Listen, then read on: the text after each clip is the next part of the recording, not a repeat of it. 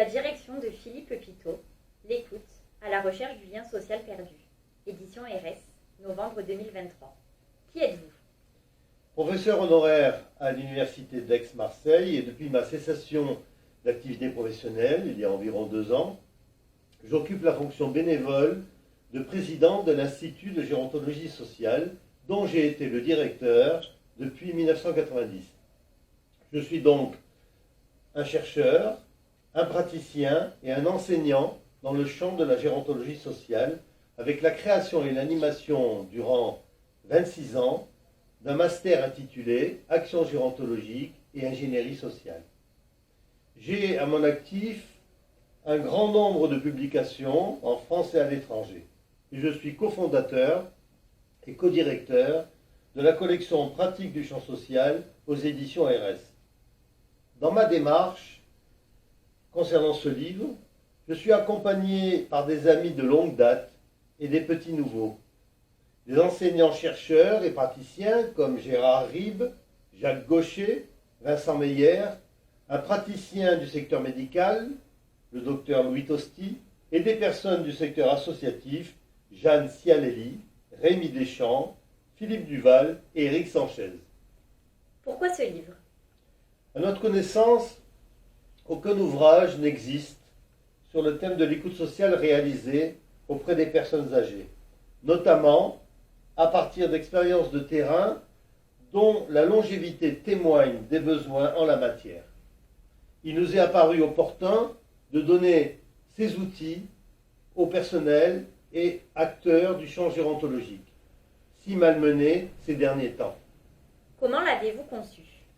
Ce livre, à paraître dans la collection pratique du champ social des éditions RS, résulte des travaux présentés au colloque organisé à l'Institut de gérontologie sociale à Marseille en 2022 sur le thème « Vieillissement à l'écoute du mal-être en institution comme au domicile ».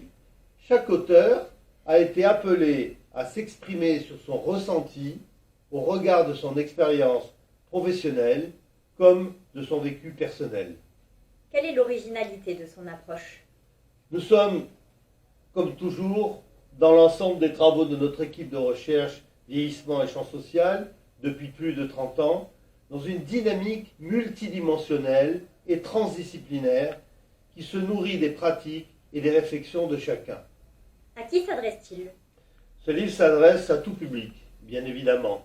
D'abord aux professionnels du secteur médico-social, du secteur médical, mais également aux aidants de tous horizons. Il s'adresse à toutes celles et ceux qui entreprennent une formation pour œuvrer dans ce champ central de notre société. Que pouvez-vous me dire de plus qui vous semble pertinent pour donner envie aux lecteurs de se procurer le livre? Eh bien, je vais laisser la parole à Rémi Deschamps, qui est à mes côtés, qui m'a succédé à la direction de l'Institut de gérontologie sociale et qui, entre autres, assure des formations sur le thème de l'écoute. Ceci depuis le temps où cet enseignement était partie intégrante d'un module du master que j'avais créé à l'université. Il va vous faire part de son expérience sur ce thème et clore cette vidéo de présentation. Bonjour. Avec l'avancée en âge, de nombreuses personnes peuvent perdre des amis, des membres de leur famille ou leurs partenaires de vie. Les changements physiques et les difficultés liées, entre autres, à la mobilité peuvent également rendre plus difficile le maintien d'un réseau social actif. La solitude peut alors devenir une compagne indésirable pour les personnes âgées. Pour un nombre important de personnes que nous suivons, le lien avec les bénévoles constitue la seule fenêtre ouverte sur le monde extérieur.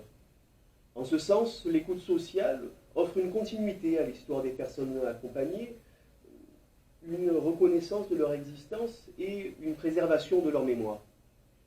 En effet, les témoignages qui sont retranscrits dans cet ouvrage suggèrent que lorsque les personnes disparaissent, leur lumière continue de briller au travers des écoutants qui partagent leur histoire et se souviennent. Bonne lecture.